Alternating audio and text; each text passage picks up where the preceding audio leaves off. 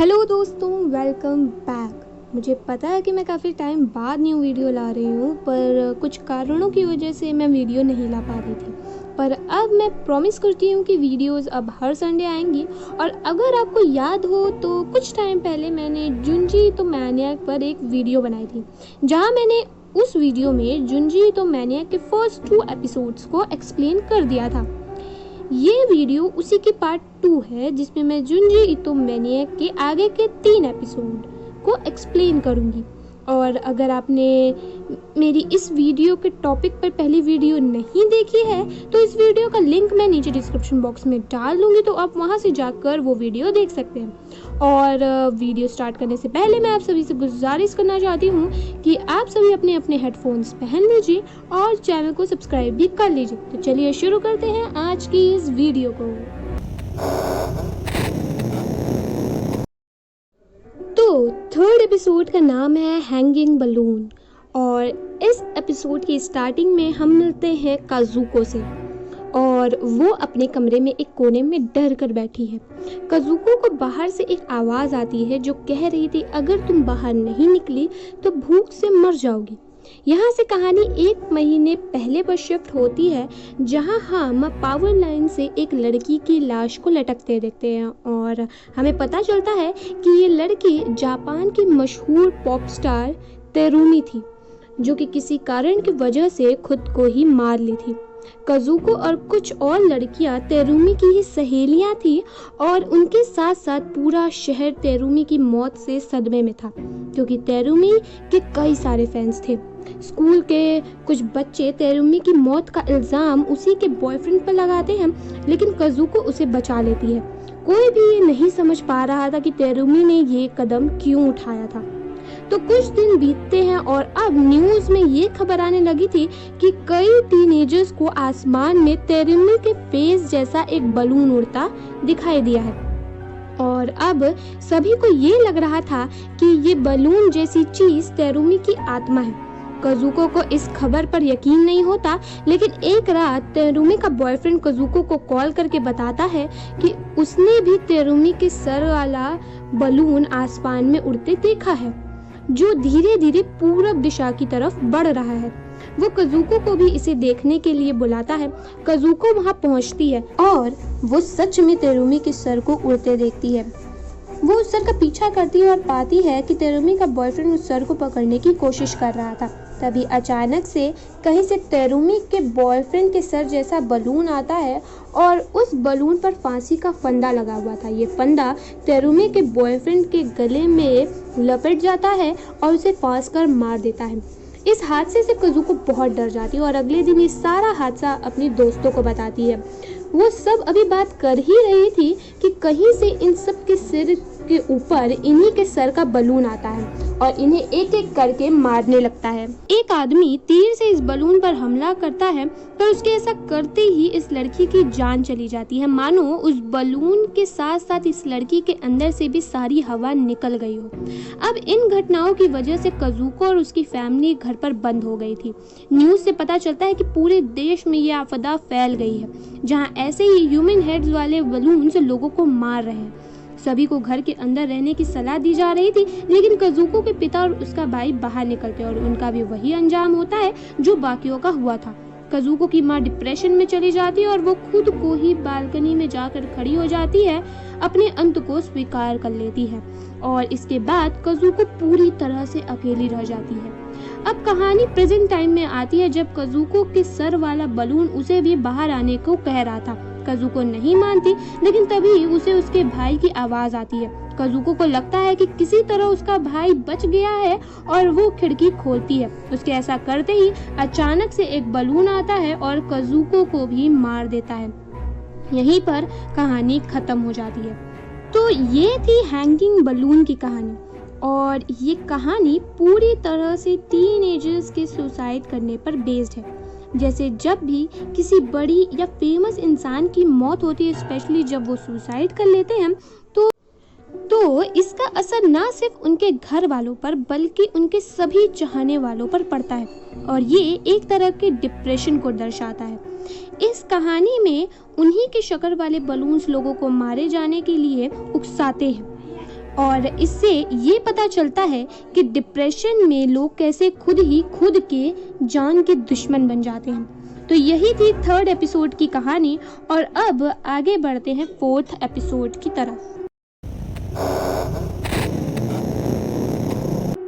4th episode का नाम है 4x4 वॉल्स और कहानी की शुरुआत होती है कोइची से, जो कि अपने कमरे में पढ़ाई कर रहा था। उसे ऊपर एटिक से किसी के खटखटाने की आवाज़ आती है और कोइची को पता था कि ये कौन कर रहा था।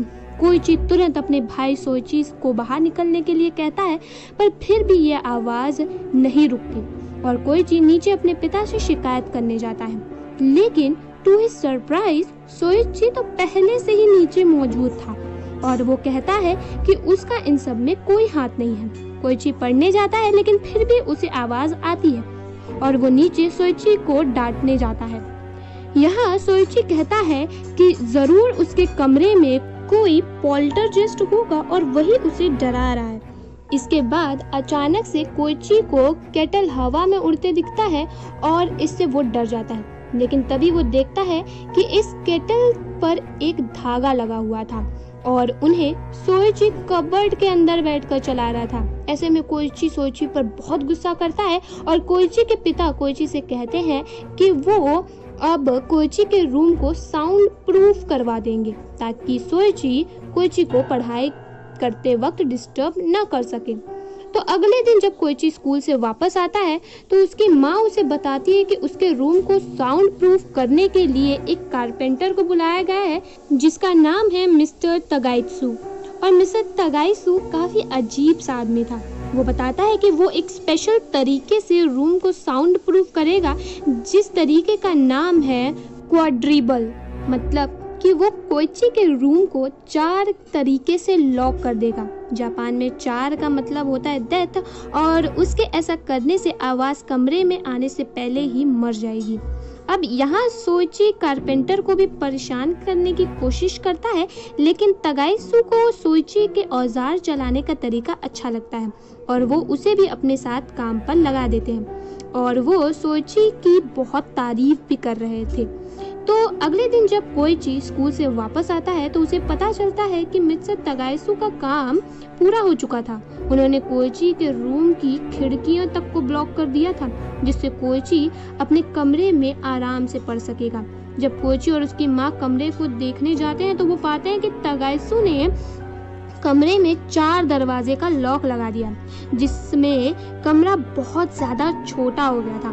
लेकिन यहाँ कोइची कहता है कि उसे तो बस पढ़ाई करने के लिए शांति चाहिए तो वो इस छोटे से कमरे में एडजस्ट कर लेगा। तो उस रात हम कोइची को पढ़ते देखते हैं जहाँ अब उसका कमरा बिल्कुल शांत था। इतनी शांति तो अब कोइची को भी अजीब लग रही थी, लेकिन तभी उसे बाहर से फिर से किसी की आवाज़ सुनाई देती है। कोइची समझ जाता है कि ये सोइची की ही आवाज़ है और वो दरवाजे से बाहर निकलता है और देखता है कि 2 डोर्स के बीच में एक खाली जगह बनी हुई थी। कोइची समझ जाता है कि सोइची इसी के अंदर छिपा हुआ है। वो उन जगहों में एंटर करता है और पाता है कि उसे कमरे से सटकर एक सुरंग जैसा बना हुआ था जिसके बीच में वो सोइची को छिपा पाता है, जो कोइची को परेशान करने के लिए आवाजें निकाल रहा था। कोइची उसका पीछा करता है लेकिन सोइची उसे चकमा देकर दूसरी तरफ से निकल जाता है। वहीं कोइची कीलों से भरी एक दीवार को पार करता है जो सोइची ने उसी के लिए बनाया था। इतना ही नहीं, सोइची कोइची को गंदे पानी के नाले में भी गिरा देता है और कोइची उसे अभी भी नहीं पकड़ पाता है। अब कोइची समझ गया था कि सोइची उससे अटेंशन और रिएक्शन पाने के लिए ये सब कर रहा था, इसलिए वो वहां से बाहर निकलता है और पढ़ने चला जाता है। सोइची अभी भी कोने में छिपकर आवाजें निकाल रहा था, लेकिन जब कोइची से उसे कोई जवाब नहीं मिलता तो वो भी थक जाता है। अब अगर बात की जाए मांगा की, तो सोइची एक 5th स्टैंडर्ड में पढ़ने वाला लड़का है और वो बहुत शरारती है। सोइची को कीलों से खेलना और वुडू डॉल्स की मदद से लोगों को परेशान करना बहुत पसंद था। इस कहानी में भी हम सोइची की शरारत देख पाते हैं, जहां वो तगाइत्सु की मदद से कोइची के लिए ट्रैप लगाता है। खैर कहानी में तो हमें इतना ही दिखाया गया है, लेकिन एक्चुअल मांगा में सोइची जहाँ छिपकर कोइची को परेशान कर रहा था वो वहीं पर बेहोश हो गया था और उसके पिता उसे वहां से निकालकर बचा लेते हैं। बाद में इस छोटे कमरे के बारे में पूछने के लिए ये लोग मिस्टर तगाइत्सु के कंपनी को कॉल करके पूछते हैं, जहां उन्हें पता चलता है कि उस कंपनी में ऐसा कोई कारपेंटर काम ही नहीं करता था। तो ये कारपेंटर कौन था? कोई भूत या आत्मा? इसके बारे में कुछ भी नहीं बताया गया। अब बात की जाए कि सोइची इतनी शरारत क्यों कर रहा था। वेल, उसे बस अटेंशन चाहिए थी और छोटे बच्चों को ऐसा कॉमन होता है, वो अपने परिवार से थोड़ी अटेंशन पाने के लिए शरारत करते हैं और सोइची के केस में उसे ये अटेंशन उसके बड़े भाई कोइची से मिल रही थी। बस इसीलिए वो हमेशा कोइची को परेशान करता रहता था। अब यहाँ से हम पहुँचते हैं इस एपिसोड के दूसरे पार्ट की तरफ, जिसका नाम है द सैंडमैन्स लायर। कहानी शुरू होती है और हम यूरी से मिलते हैं, जिसकी हालत थोड़ी सी खराब थी।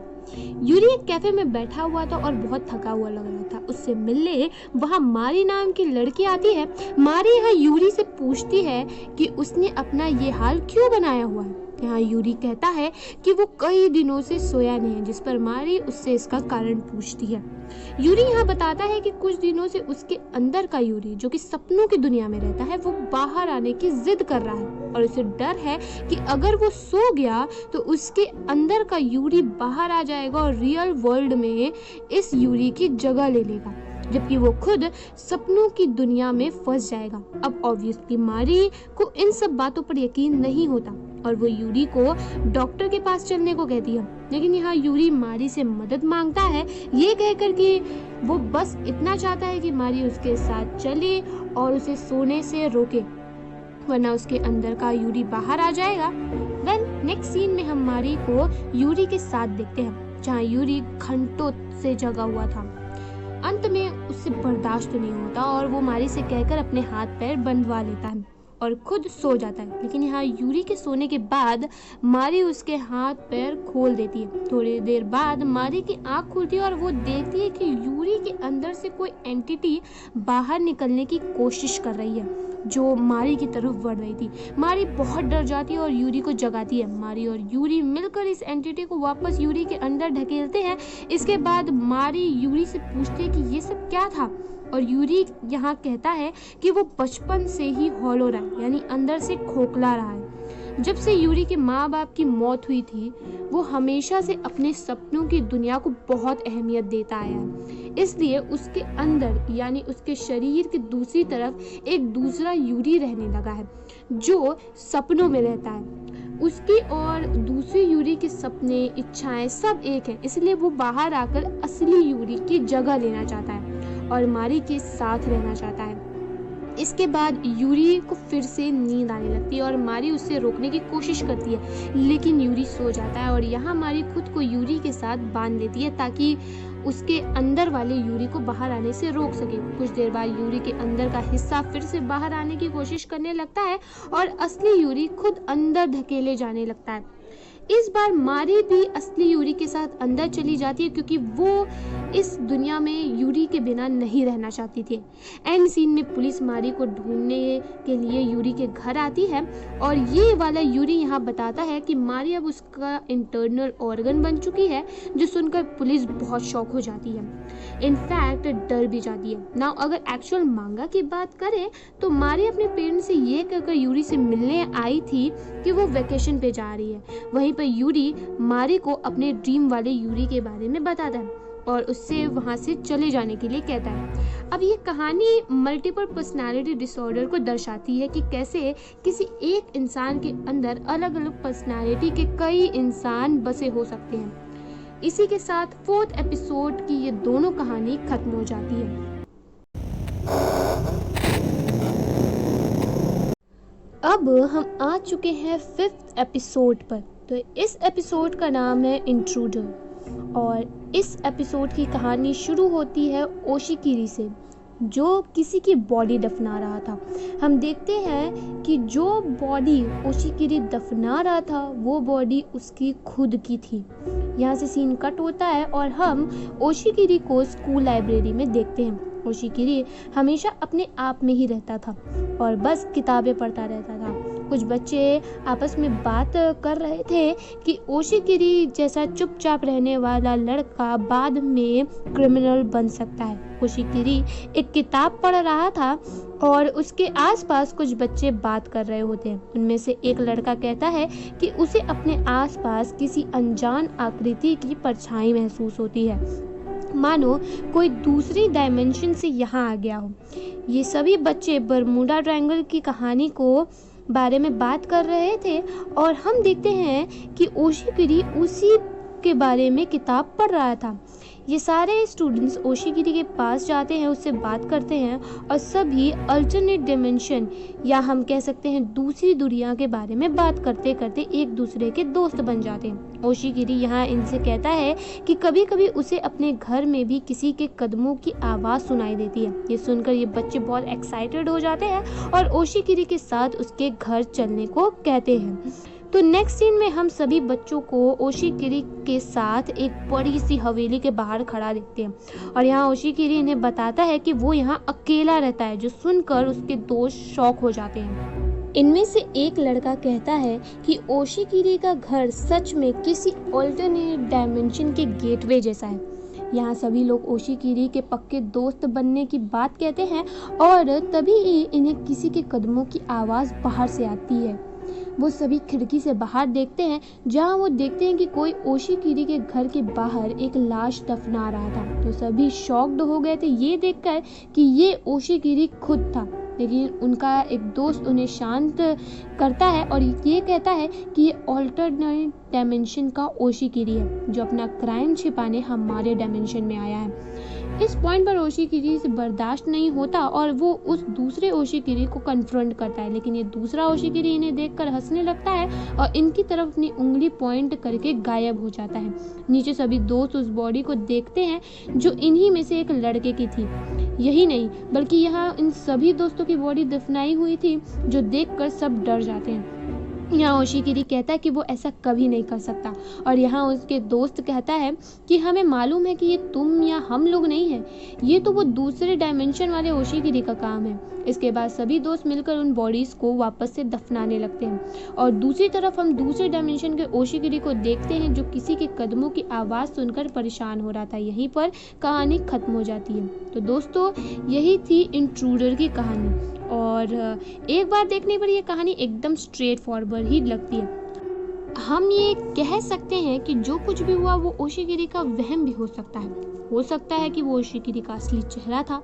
मेरा मतलब ये है कि ओशिकिरी घर में अकेला रहता था, यहाँ तक कि उसका कोई दोस्त भी नहीं था। ऐसे में हो सकता है कि अकेलेपन के कारण उसे हेलुसिनेशंस या वहम हो। अब अगर एक्चुअल मांगा की बात करें तो ओशिकिरी फुटस्टेप्स वाली बात अपने एक कजन को बताता है, जो कि ओशिकिरी का एक लौता दोस्त था। ओशिकिरी का कजन उसे पुलिस बुलाने के लिए कहता है, पर यहाँ ओशिकिरी मना कर देता है। मांगा के हेलुसिनेशन में ओशिकिरी ने अपने बेस्ट फ्रेंड्स काजिमा को मार डाला था और इसे दफना दिया था, जिसका रेफरेंस हमने स्टार्टिंग सीन में देखा था। यहीं पर इस एपिसोड का फर्स्ट पार्ट खत्म हो जाता है और स्टार्ट होता है दूसरा पार्ट, जिसका नाम है long here in the attic. इस कहानी की स्टार्टिंग में हम मिलते हैं दो लोगों से, जिनका नाम था हिरात्सुका और चेमी।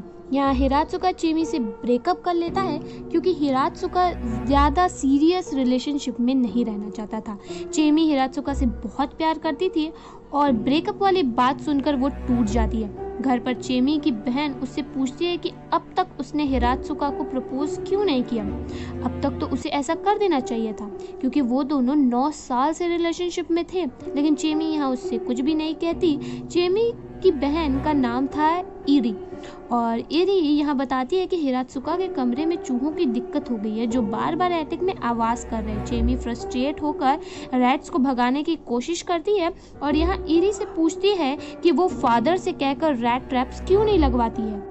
लेकिन इरी यहाँ कहती है कि ये रैट्स बहुत चालाक हैं और वो ट्रैप से आज़ाद हो जाती है। इरी के जाने के बाद चेमी उदास हो जाती है और उसे याद आता कि उसने हिरात्सुका के लिए अपने बाल इतने लंबे किए थे, क्योंकि हिरात्सुका को चेमी के लंबे बाल अच्छे लगते थे। यही सब सोचते हुए चेमी सो जाती है। जब उसकी नींद खुलती है तो वो देखती है कि उसके बालों से लिपट कर एक चूहा मरा हुआ था और ये दृश्य चेमी को बहुत डरा देता है। चेमी यहाँ तय करती है कि वो आज ही अपने सारे बाल काट लेगी। चेमी इरी से कैंची लाने को कहती है, लेकिन जब इरी कैंची लेकर आती है तब उसे एक भयानक चीज दिखाई देती है। वो देखती है कि चेमी खून से लथपथ जमीन पर पड़ी और उसका सिर का हिस्सा दीवार के अंदर खिंच गया था और चेमी यहाँ मर चुकी थी। नेक्स्ट सीन में हम हिरात्सुका को देखते हैं, जिसे आधी रात में किसी का कॉल आता है। जब हिरात्सुका कॉल पिक करता है तो उसे कुछ अजीब आवाज़ें सुनाई देती हैं, जिसके बाद कॉल कट हो जाता है। यहाँ हिरात्सुका कहता है कि ये तो दांतों के किटकिटाने की आवाज़ थी, लेकिन उसकी मौत तो बहुत पहले ही हो चुकी थी। अब जब चेमी की मौत की खबर आती है तो आसपास के कई लोग उससे परिवार से मिलने आए थे। दूसरी तरफ इरी के पिता एटिक से रैट पकड़ने जाते हैं, क्योंकि ये चूहे अभी भी उन्हें परेशान कर रहे थे। जब काफी देर तक उनके पिता की कोई आवाज नहीं आती तो इरी भी ऊपर देखने जाती है, लेकिन वो पाती है कि उसके पिता मर चुके थे। उनके चेहरे से साफ पता चल रहा था कि उनकी मौत किसी सदमे या शौक के कारण हुई थी। ऐसा लगता था उन्होंने कुछ बहुत ही भयानक देख लिया था, जिसके कारण उनकी मौत हो गई। जब इरी उस तरफ देखती है तो उसे दिखाई देता है एक कटा हुआ सर, जो कि एटिक की दीवारों से फंसा हुआ था। उसके बाल हर जगह फैले हुए थे और इरी उसे आजाद करने लगती है। जब ये सर खुलने लगता है तो उस सिर के दांत किटकिटाने लगते हैं। इरी बहुत डर जाती है और अब उसे यकीन हो गया था कि ये एंटिटी उसकी बहन हो ही नहीं सकती। धीरे धीरे ये बाल हर जगह फैलने लगते हैं और हम चेमी का सर नीचे गिरते हुए देखते हैं। ये सर हिरात्सुका के पास जाता है और वो भी चेमी के बालों द्वारा मारा जाता है। इसी के साथ 5th एपिसोड खत्म हो जाता है और यहाँ हमने देखा हिरात्सुका और चेमी की कहानी, जिसमें हमने साफ देखा कि 9 साल के रिलेशनशिप में चेमी ने खुद को पूरी तरह से उस तरह ढाल दिया जैसा हिरात्सुका को पसंद था, स्पेशली उसके लंबे बाल। लेकिन इन 9 सालों में हिरात्सुका ने चेमी को बहुत बुरी तरह ट्रीट किया। इनफैक्ट जब वो चेमी से बोर हो गया तो उसने चेमी से ब्रेकअप कर लिया ताकि वो किसी और लड़की के साथ रिलेशनशिप में जा सके। इसी धोखे की चोट से चेमी एकदम टूट गए और उसने खुद को ही खत्म कर लिया और हिरात्सुका को भी वैसे ही सफोकेट करके मारा जैसे वो खुद 9 साल के रिलेशनशिप में सफोकेट करके तिल तिल कर मर रही थी। इसी के साथ हमारी आज की वीडियो की लास्ट कहानी खत्म होती है। इनफैक्ट देखा जाए तो मैंने आज आप लोगों को टोटल 5 स्टोरीज बताई हैं और ध्यान रहे कि अगर आपको आगे के एपिसोड्स की वीडियो जल्द ही चाहिए तो आप लोग वीडियो को लाइक करें और चैनल को सब्सक्राइब भी करें और कमेंट भी करें और ज़्यादा डिमांड आई तो मैं पार्ट 3 बहुत जल्द ही लेकर आऊँगी। तो मिलते हैं नेक्स्ट संडे कैसी ही कहानी कैसे ही वीडियो के साथ। तब तक के लिए बाय बाय।